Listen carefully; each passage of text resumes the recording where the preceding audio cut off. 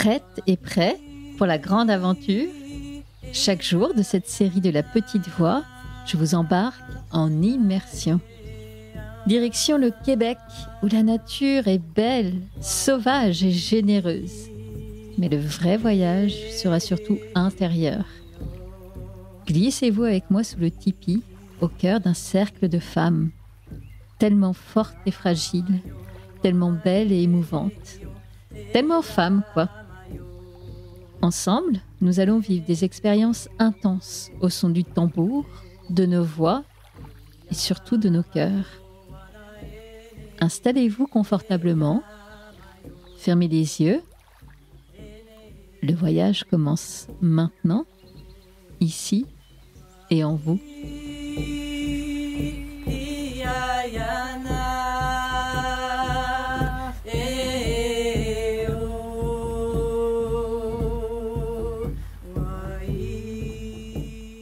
Allez, chose promise, chose due. Et en même temps, en vous disant ça, je ne sais même pas si je l'avais promis cet épisode, mais tant pis. À moi-même, je l'avais fait, donc je le fais. Et je trouve que c'est intéressant de vous retrouver plus d'un mois après la fin du stage, puisque là, j'enregistre, nous sommes le vendredi 13, le vendredi 13 septembre, ça fait donc 1 mois et 2 jours précisément que le stage Femmes sauvages au Québec s'est terminé. Et je trouve intéressant de revenir vous voir pour vous dire un petit peu ce qui m'en est resté, qu'est-ce qui est encore là, qu'est-ce qui m'habite encore, est-ce qu'il y a des nouveaux enseignements qui me sont venus, tout ça. Déjà, je viens de réécouter, du coup, pour me remettre un peu dans l'ambiance, le tout dernier épisode de stage que j'ai enregistré et ça m'a vraiment replongée dans ce moment-là précis. J'entends d'ailleurs de la tristesse, de la fatigue dans ma voix, mais parce qu'en fait, c'est ce qui m'habitait là. J'étais triste, en fait, d'avoir, quitté le stage et cette espèce de bulle dans laquelle on était, le fait d'être, au bout du monde, au bord d'un lac, sans eau, sans électricité et sans connexion internet. Il y avait un truc, profondément ressourçant, reposant et de reconnexion à soi. Tout cela évidemment très, très aidé par le stage. J'ai envie de dire à cette Herveline un peu tristoune qui enregistre, ce lundi matin-là: «Vraiment, tout va bien, tu vas passer là, la semaine à venir va être magnifique». Je ne saurais pas dire si c'est lié au stage que je venais de vivre et qui avait été vraiment particulièrement chouette et qui m'avait mis dans un état d'esprit extrêmement à la fois positif, mais en même temps de grand repos, de grand bien-être. Mais la petite semaine qui me restait encore au Québec, a été, j'ai pas les mots, extrêmement formidable. Je sais pas comment le dire. J'ai vécu chaque jour des moments d'une intensité incroyable. Là, par exemple, je vous le dis dans l'épisode, j'avais rendez-vous l'après-midi même avec Jacques Martel. Je ne sais pas expliquer ce qui s'est passé pendant cet entretien. J'ai eu l'impression, j'allais dire, ouais, on a finalement quasiment passé l'après-midi ensemble. J'ai eu l'impression, en tout cas pendant l'enregistrement lui-même, de flotter tellement j'étais à la fois extrêmement, bien, apaisée, posée et en même temps extrêmement focus sur, l'échange qu'on était en train d'avoir, ce qu'il me racontait. Donc ça, c'était génial. Le lendemain ou le surlendemain, je ne sais plus, j'ai revu à nouveau mes amis Jean-François, donc le maître reiki que vous avez entendu maintenant il y a quelques années dans La Petite Voix et puis sa femme Sarah. On s'est retrouvés et ils m'ont emmenée, faire une randonnée au parc Jacques-Cartier qui est pas très loin de Québec, mais qui nous emmène déjà encore une fois, loin de tout et on a partagé un moment extraordinaire, parce qu'on était dans cette nature magnifique, mais aussi parce qu'on était entre nous et qu'on a passé un très beau moment et puis ça s'est conclu, 1 jour ou 2 après, à Montréal.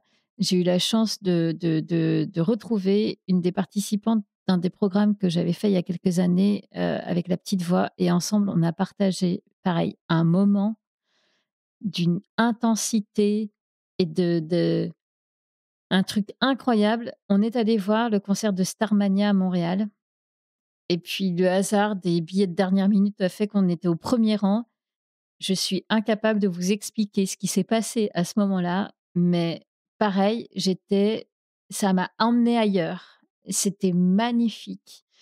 Tout était extraordinaire, les chanteurs, la mise en scène, l'ambiance dans la salle, le fait qu'on ait décidé ça vraiment à la dernière minute et tout ça, c'était magique. Et donc imaginez là, cumuler tout ça avec le stage, qui était aussi incroyable.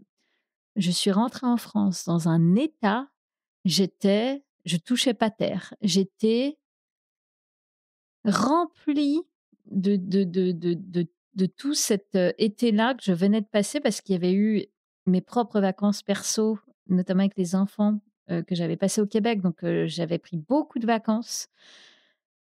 Je J'avais vécu là des derniers moments, derniers jours, une intensité incroyable entre le stage et ce que je viens de vous décrire, donc j'étais au taquet de chez taquet, extrêmement bien. Et ce qui est génial, c'est que ça, c'est quelque chose qui a perduré, qui perdure encore. Je vais vous expliquer comment, pourquoi, mais c'est vraiment, ça m'a pas laissé intacte dans le bon sens du terme. En me réécoutant là, c'est drôle parce que je savais plus si j'avais mis les mots aussi clairement dans l'épisode, mais si, je le dis, je rentre avec cette intention d'être plus dans l'être que le faire. Mais alors ça, c'est je pardon, la fille en fait des tonnes. J'allais dire, c'est l'histoire de ma vie depuis un mois. Faut vraiment se calmer, mais en tout cas, c'est quelque chose qui est très présent effectivement, hem et qui m'a amenée à faire plein de trucs, de manière, très, spontanée, dernière minute. Des Comme s'il y avait beaucoup plus de légèreté dans mon quotidien. Et parfois ça va prendre des tournures très, très, très, très bêtes comme, un jour ma fille me demande, à ce qu'on dorme à la Belle Étoile. C'était en fin août quand il faisait encore beau, et ma première réaction de maman logistique, c'est de dire: «Ah non, trop de bazar là dans le jardin, il faut sortir les matelas». Non. Sauf que justement, mon ma petite veilleuse post, Québec vient là et me dit: «Hein, hein, stop, ça c'est pas un sujet. Essaye de trouver un compromis pour quand même mettre ce fun là qu'elle est en train de te demander, qui a l'air vraiment trop chouette». Et ben, en fait, on est allé camper, et c'était super. Et finalement, c'était c'était pas grand-chose, c'était juste être attentive à cet instant-là et trouver l'entendre et puis en faire quelque chose. Et donc ça, j'ai l'impression de l'avoir vécu aussi plein de fois. Il y a eu un week-end où j'ai voulu repartir, j'avais vraiment me baigner dans le lac, ça a été une expérience incroyable. Et puis j'ai eu envie, très envie de le revivre. Et donc quelques jours après, être rentrée du Québec, je repartais, pas très loin d'ici, à 1 heure et demie de route, et je me rebaignais dans un lac et c'était trop bon. Il y a eu plein de trucs comme ça, des randonnées où on part, spontanément en groupe comme ça. Enfin, il y a eu cette idée-là, en filigrane de oui, on fait, parce qu'il y a la vraie vie, qu'il y a le travail, qu'il y a la logistique, la maison, les enfants et tout, mais aussi on fait. Et quand on fait, c'est aussi on s'amuse et on met de la légèreté. Et je suis trop contente de me rendre compte, là, en vous en parlant, que ce truc-là perdure. Alors vraiment, j'étais au top du top du top du top jusqu'à la rentrée, en fait, où vraiment j'étais encore dans cet état, presque flottant. Et depuis la rentrée, ben, évidemment, le rythme a fait que, moi, j'ai repris complètement, à plein temps le travail. Donc bah, mes journées sont quand même plus occupées par le faire que par l'être, mais j'arrive à saupoudrer d'être mon quotidien. Je sors plus, je vois plus d'amis et tout. Et oui, ça me fait profondément de bien. Je me rends compte aussi que parfois j'ai des moments presque, je dis bien presque parce qu'il faut pas non plus abuser, mais de détachement par rapport à cette idée de faire. Et puis vous le savez, à ma to-do list qui est quand même, à laquelle je suis très connectée. Et bien, par moment, je suis capable de me dire: «Bah non, là, en fait, ça le fait pas». Là, par exemple, mercredi soir, j'ai entamé des nouveaux cours de yoga. Je suis rentrée, il était 19h30 et j'avais des trucs à faire. Et puis, en fait, je me suis dit: «Oh fuck, j'ai pas en fait, non, j'ai pas envie, on verra demain, ça se fera autrement». Et puis, en fait, personne n'est mort, tout le monde s'en fout, et j'ai fait ce que j'avais à faire, à d'autres moments, en fait, entre hier et aujourd'hui. Et ça, C'est assez nouveau et ça fait du bien. Je ne sais pas dans quelle mesure ça va perdurer, mais en tout cas, c'est assez là.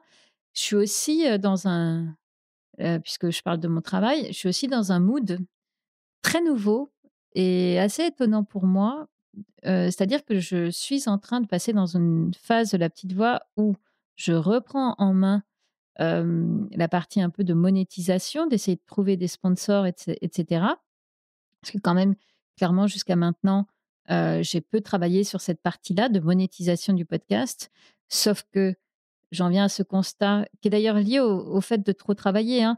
Mon constat, c'est j'adore faire la petite voix, vraiment ce projet m'habite, mais c'est pas juste de travailler autant, de passer autant de temps et autant d'énergie sans, gagner d'argent, en fait. C'est pas le but n'est pas de gagner de l'argent, mais c'est que le fait de gagner de l'argent avec la petite voix me permettra de ralentir sur d'autres activités pro et donc de retrouver un meilleur équilibre dans ma vie, tout simplement.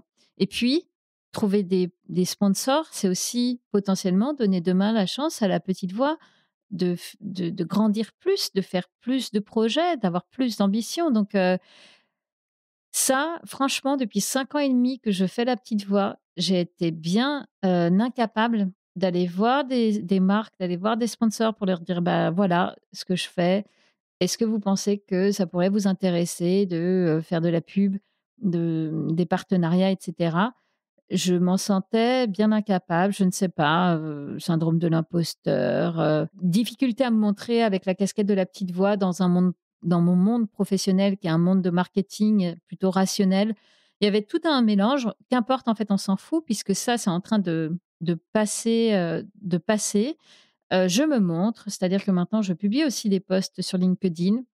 Avec une autre tonalité de ce qu'on a dans la petite voix, mais plus pour, peut-être parler à des futurs, sponsors en étant quand même j'essaye de rester celle que je suis et puis ça y est, je démarche, j'ai des contacts avec des entreprises, on se parle, on voit, ça prend pas. Tout ça est extrêmement, extrêmement récent. Ça fait même pas 10 jours que je me suis mise dans cette dynamique, que j'ai essayé de prendre des contacts. Donc il y a évidemment, je veux pas m'emballer et c'est pas sur les résultats que là, j'ai envie de m'emballer, c'est plus sur ma posture et ma capacité à le faire, en fait, que j'ai longtemps, j'ai beaucoup procrastiné là-dessus. J'avais du mal à l'assumer et alors là, vraiment, tout va bien. Donc je ne sais pas, encore une fois, puisque je suis là pour faire le bilan du stage Femme sauvage, est-ce que c'est lié? Est-ce qu'il y a comme une couche qui est arrivée de ça me fait un déclic supplémentaire et je peux m'autoriser à ça maintenant? Certainement. Je le disais d'ailleurs dans le dernier épisode où je dis: «Ben, je veux plus faire de grands trucs de grands plans sur la comète, de dire: "J'ai vécu une révolution intérieure incroyable pendant ce stage, je suis plus la même" et tout ça». Parce qu'en fait, on l'entend trop, et j'ai compris dans l'entretien avec Jacques Martel qu'il explique très, très bien ce phénomène-là, qu'on ait l'impression d'enlever des couches, mais qu'en fait, il y en a toujours derrière et l'image qu'il donne, je vous renvoie à l'épisode avec lui, mais je vous la fais courte ici, mais c'est un peu comme un iceberg. Bien sûr qu'il y a la couche visible qui va fondre peut-être, mais celle d'en dessous, elle continue à remonter. Ce qu'on voit pas, c'est qu'en dessous, c'est de moins en moins gros, de moins en moins épais, de moins en moins présent. Ce qu'on voit, c'est que ça continue à remonter par couches. Donc voilà, certainement que, j'ai vécu ça pendant le stage. J'ai gommé des couches. Voilà. Est-ce que c'est ça qui aujourd'hui, professionnellement, me permet de m'autoriser à me montrer plus et à aller démarcher des sponsors?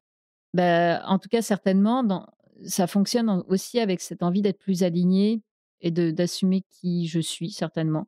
En tout cas, ce qui est certain, c'est que cette légèreté, cette spontanéité, cette envie de faire la fête, en fait, tout simplement, ça je le relie beaucoup, beaucoup au stage et juste à une envie de lâcher un peu et de prendre aussi du bon temps, pour moi. Voilà. Voilà, ce que je peux vous dire en ce vendredi 13 de ce que je garde de ce mois-ci.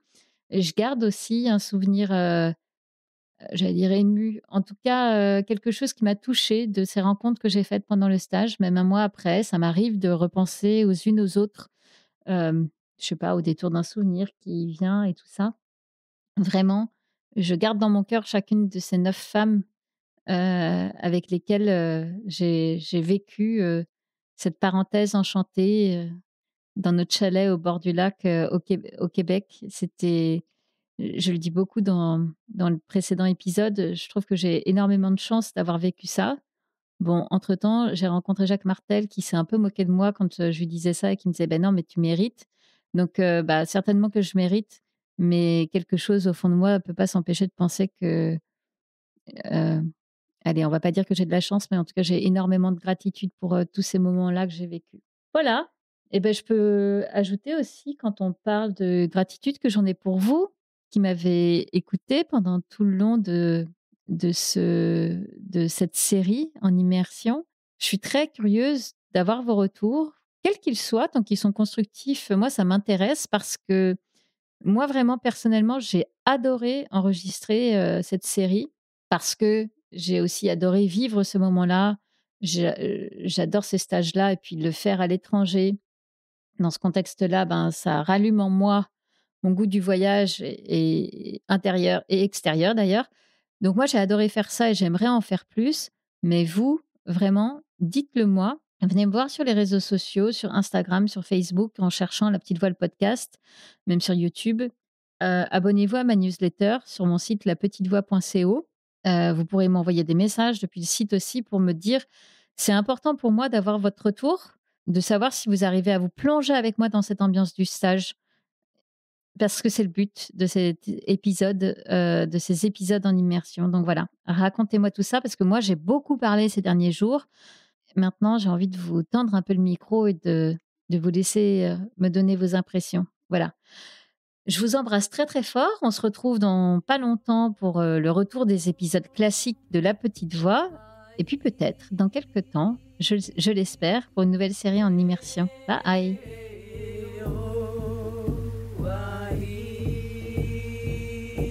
Merci d'avoir partagé ce voyage avec moi. Je vous donne rendez-vous demain pour la suite. En attendant, pour voir les photos du stage, rendez-vous sur Facebook ou Instagram. Vous me trouverez en cherchant La Petite Voix le podcast.